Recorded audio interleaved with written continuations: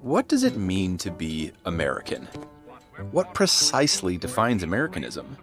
Almost everything you know about America, I mean everything, is wrong.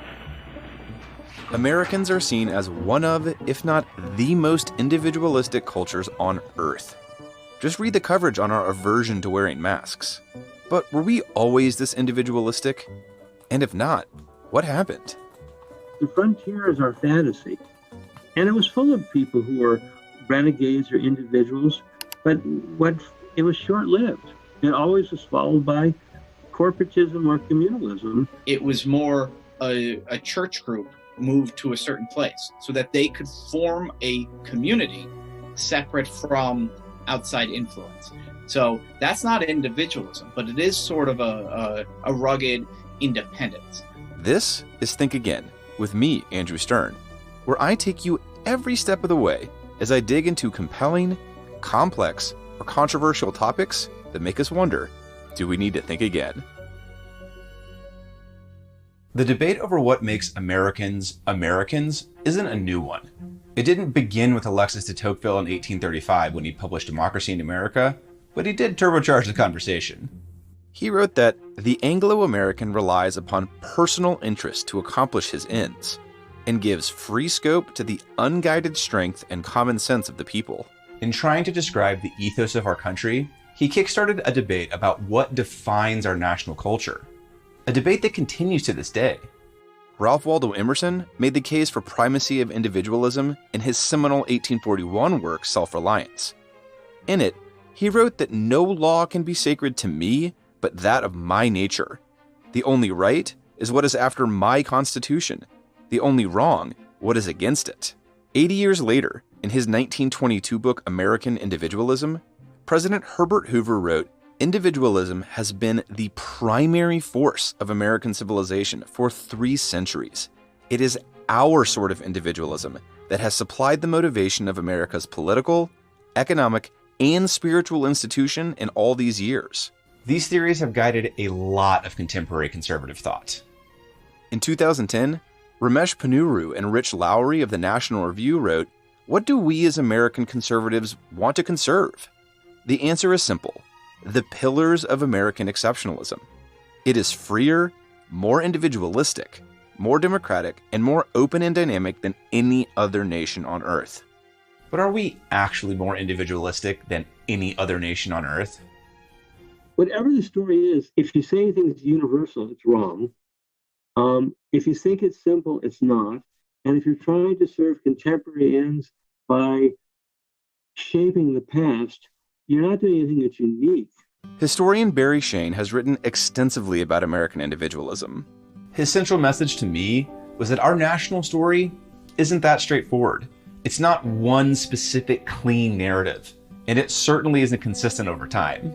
Almost no one likes America's real history because it's not convenient. The rise of individualism, I think, is partly a story we tell ourselves.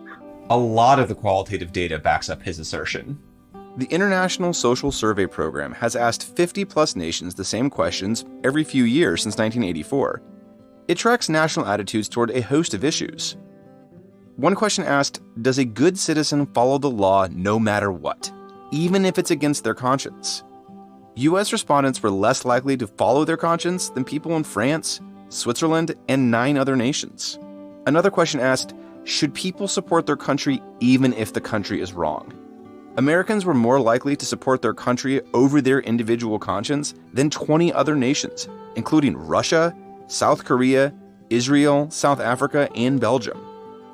Now, we do score way higher on individualism when the questions are about, say, the government's role in providing healthcare or decreasing income inequality.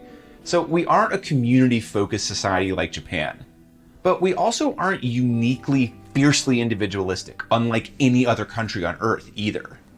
To whatever degree America's individualistic, I think we probably exaggerate and we do disservice to the 18th centuries. It really hadn't become a conscious aspiration until people looked back in the 19th century and said, oh yeah, they were individualistic. Everything having to do with the founding is about finding narratives that are supportive of contemporary political aspirations. Whatever America is or was, it's complicated.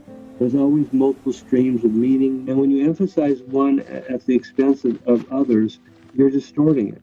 In America's history, community and individualism are not necessarily at odds. They go hand in hand. I think a lot of what makes America unique is that you do get to some extent, choose what you belong to. Tim Carney wrote Alienated America. In it, he chronicles the historical rise and more recent decline of community in America. In his telling, America has always been about a balance between community and individualism. That's one way I always think of America, and I think it's passed through our kind of cultural DNA over the centuries, that when we are defining ourselves, it's often as part of a group that we're joining, and that we want that group to be able to operate freely. My main argument is the American dream is dead, can't be understood as just an economic argument, but a social argument, a lack of belonging and attachment. In Carney's telling, America's history is one defined by rugged independence, but an independence in service of our chosen communities, not really individualism per se. Americans settled new land, sure, but society and religious community invariably followed, usually organized around their specific religious affiliation or church. They wanted the ability to live their lives free of interference, but as a community. It wasn't until the mid-20th century that the hyper-individualism that we see today started to take hold. First on the left, but then later on the right. You know, the 1960s, the me generation was largely about nobody else gets to define you. You get to define yourself. In recent years, in the recent decade or two, there's been an over-individualist shift on the American right. Political thinkers like Ayn Rand began influencing more and more of the conservative conversation through the late 20th century. The reason I got involved in public service, by and large, if I had to credit one thinker, one person, it would be Ayn Rand. Rand, through influential books like The Fountainhead and Atlas Shrugged, invented an entire school of philosophy called Objectivism, which holds that the proper moral purpose of one's life is the pursuit of one's own happiness. True laissez-faire, unbridled capitalism was the only way forward. It was these principles that helped shape modern conservatism. But according to Carney, that isn't the real American way. At least, not the America of our actual history. And today, we still seek out community. It's just a different, more hollow version of community than it used to be. Everybody ends up signing up for one tribe or another. No matter how individualistic you are, you're going to join something. And if more of what we're joining are these sort of national political causes with red jerseys and blue jerseys, or worse, extremist movements, then the worse off will certainly be. You can't replace actual physical community with something virtual or something national. So in that way, I do think that we have a damaging hyper-individualism that also manifests itself as an over-centralization. The ISSP data backs him up here. When asked how close they feel to their country, Americans ranked 20th. But when asked how close they feel to their city or town, we were dead last, 33rd out of 33.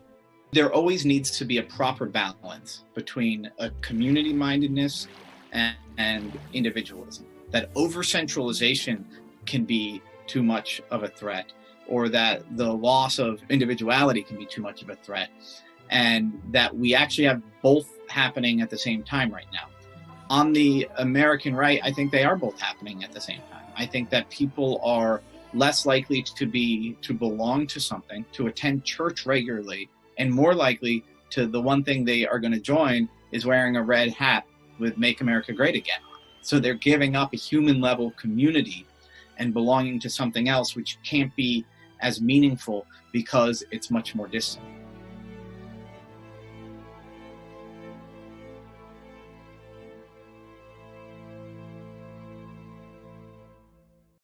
Hey, NBC News viewers, thanks for checking out our YouTube channel. Subscribe by clicking on that button down here and click on any of the videos over here to watch the latest interviews, show highlights, and digital exclusives. Thanks for watching.